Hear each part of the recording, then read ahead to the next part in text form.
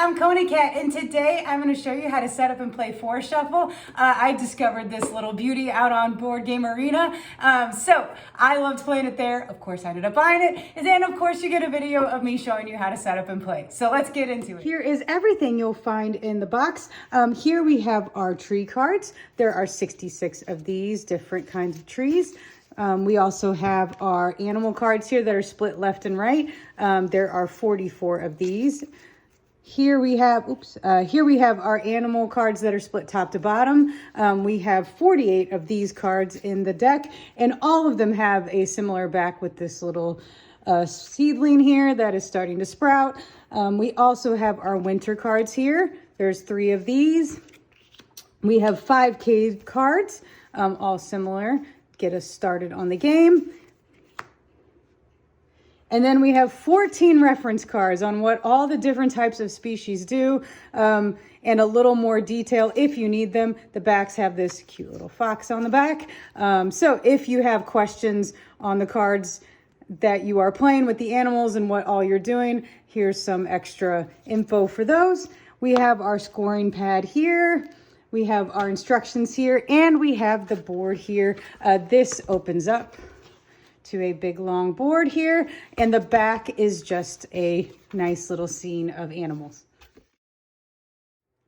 Setup is quick and easy for Forest Shuffle. So let's go ahead and start with the board here. We're going to unfold this out so that it's in reach of all the players in the center of everybody. We are then going to pass out cave cards to each player that is playing. Everyone gets one, so we'll set this here in front of me and put the rest off to the side. We are going to set aside the 3 winter cards here just for now. And then we are going to shuffle up all of these decks, the animals top to bottom, animals side to side, and the trees. We're going to shuffle these all into one deck and then remove a certain number of cards based on the number of players in the game. For a 2-player, we are going to remove 30. For 3 players, we're going to remove 20. And for 4 players, we're going to remove 10. And if you're playing with 5 players, you will not remove any cards from the deck. So let's get these shuffled up, and I'll be right back. All right, so we got these shuffled up as best we can for this video. Next, we are going to divide whatever cards we are playing with into 3 piles, regardless of the number of players. Even piles we're going to try. So let me count these out, and I will get back to you with that. Now that we have the deck separated out into 3 piles here, we are going to integrate these winter cards. We're going to take 2 of these and shuffle them into one of the decks here. So we're just going to shuffle those in. And then the remaining one, we are going to place on top, like so. And then the other 2 decks are going to go on top of it. So that one deck will have 2 winter cards shuffled in, and then another winter card placed on top, and then the remaining decks go on top of that. So all of that is towards the bottom of the deck. And then this deck itself will go over to the left side of our board here, just like this. Last but not least, all players will draw 6 cards into their hand. So let's draw 6 for this player here. This hand will remain private, 1, 2, 3, 4, 5, 6, to the other players. I clearly didn't shuffle these great. I have all trees. But if you were to draw 6 cards into your hand and you don't have any trees, you have the option to discard all your cards and draw 6 more. It's considered a mulligan, and you can only do this once. So now that we have our hands drawn, our cave, and everything set up, the player who last took a walk in the forest starts the game. The game flow for Forest Shuffle is pretty straightforward. Beginning with the starting player, everyone will take a turn in clockwise order, and on your turn you can take 1 action out of the 2 possible actions. You can either draw 2 cards or you can play a card. When you draw 2 cards, you're going to take 1 card at a time and add them to your hand. And each time you draw a card, you have the option to take a face up card or a face down card. At the beginning, we are going to only be able to take cards that are face down here. So we would take 2 and add them to our hand, and that would be our turn. We do have a hand limit of 10 cards. If you have 9 cards in your hand and you can only have 1 more, then you would only be able to draw 1 more card into your hand. Now let's say we've had some turns ahead of us. So when we were to draw on this turn, we can choose 1 or 2 from out here, or we can draw 1 from here and 1 from out here. So we have options. When you take a card from the clearing, nothing would get replaced. All the cards stay out here as is. The other action we can take is playing a card. And before we get too deep into that action, let me go through the anatomy of the cards here. Here in the upper left of every card is a number, and that is the cost you are going to have to pay to play it. This tree would cost you 1 card, and it's 1 card from your hand you have to discard.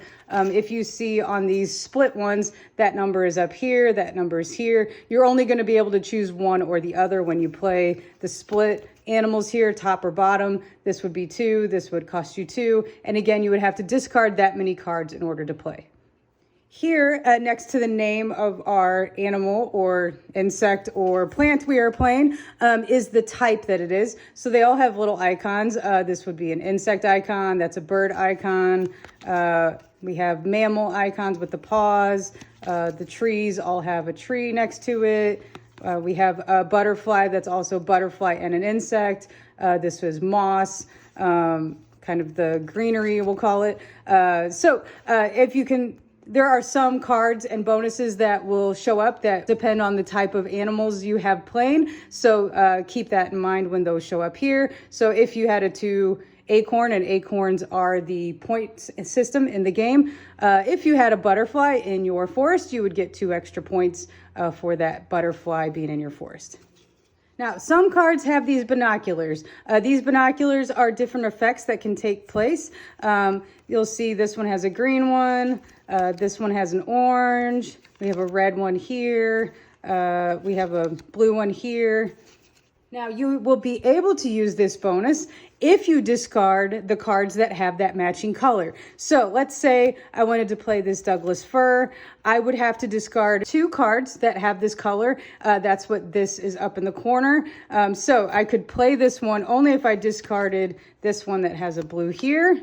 And I could discard this one here. If I discarded those 2 cards, I can play this and get this bonus, which lets me have another turn. Another thing some cards have are effects. These activate immediately when you play them into your forest. If you were to play this tawny owl, you would be able to draw 1 card.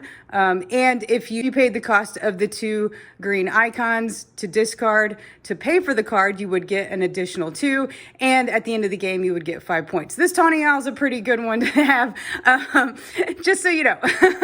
But these effects, again, happen instantly. They are on their own. They don't look like, they don't have the point system. They don't have binoculars. They're on their own here. If you notice with the mushrooms, their effects are permanent for the rest of the game.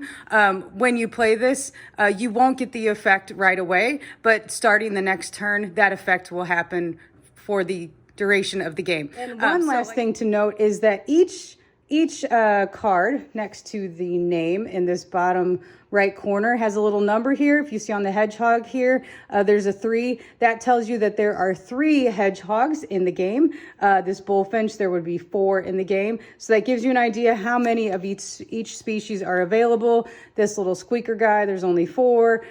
This red fox, there's 5. So keep that in mind while you're playing, because some are very rare. I think we have one in here. This stag beetle here. There's only 2, and he's one of 2. So you see that other stag beetle, you might want to grab him. All right, let's get back to playing a card. So we are going to be building our forest with trees and animals. I'm just going to show you how this is going to look, and then I'll show you how we're actually going to play it out. We're going to have trees out here. We can play our animals above him. We can play an animal to the side. There's 4 empty spots that we can play, top, bottom, left, and right. When they are totally filled in, we can no longer play off of that tree. And let's get one more in here. Well, we got 2 foxes here. So we're going to be playing like this with our trees and different trees placed out here. Let's see if we can find another tree here. As we go, and this is going to build. This is a high point game. I have not played this game and scored under 200 points yet. So it's a big one. It's a big scoring game. So you're going to have multiple trees out here that you can build around. There's always 4 spaces available to play. You do have the option, instead of playing a tree, you can play any card's sapling side here and place it face down as a sapling. You would still have the 4 spots that you can play from, but you would not get any bonuses for it being an actual tree. and it does not count as a tree towards any of the bonuses out here. Now, when we do play a tree card from our hand, we are going to place it out here. We're going to spend the cost, discard the card out in the clearing to pay for it. And when we place a tree, we will always draw a card from the deck and bring it out into the clearing. That's denoted here. When a tree is played, draw one card out here. And that would be the end of our turn unless there was an effect or a bonus for us to activate. Now, on subsequent turns, we could always play some critter from our hand. There are 4 spots around this tree that we can place critters and insects and all the fun stuff. So you're going to be building your forest out here. This would be a tawny owl. We could place him above here, like so. And then the bottom portion of that is no longer in play. He would cost us 2 cards out here. We can place something to the left or the right. We can play a little squeaker here. He doesn't cost us anything. We can also place, we can place this European hare on this side. He doesn't cost us anything. And then you still have a spot down here to play. You can also play on multiple trees. Say we have multiple trees built up out here. These are all open spaces for you to play. You don't have to play off of one tree the whole time. Now, you may be wondering what this cave card is for here that's been hanging out here for quite some time. There are some critter cards here that have a specific reference to the cave. If you were to play the brown bear, you place all cards from this clearing into your cave, and the cave gets you 1 point for every card in there. And the raccoon lets you place any number of cards from your hand in your cave and then draw an equal number on the deck. So you could discard a bunch of cards over here from your hand, and those would also count at the end game scoring. So this is how the gameplay goes. We can draw cards, we can place cards. At the end of our turn, if there are 10 cards out in the clearing, we have to clear them all out, and we will discard all of those cards from the game. Now, as we get through this deck, when we draw winter cards, we are going to place those winter cards over here. So let's see where we put those. They were pretty deep in there. There's one. Okay, so let's say we've got all these played out here. And again, very high scoring game. When you draw one from the top of the deck, this goes straight over here. And then we would draw a replacement card, whether we were drawing it into our hand or we were played a tree and had to place one out here. But that card gets moved off to the side here. When we get to the 3rd winter card being played, let's see, we got a little further. We got to this one here. We get to our last winter card. Let's see here. We get to our last winter card. We place it over there, and the game will end immediately, and then we score. Scoring is also very, very simple for this game. You're going to count everything you see. All the acorns, if you have this many horse chestnut trees, you get those points, all the cave cards. You will score everything out here, and the player with the highest score wins. If there's a tie, there's a shared victory. And that's everything I can show you on how to set up and play Forest Shuffle. I will see you next time for the next game. Bye!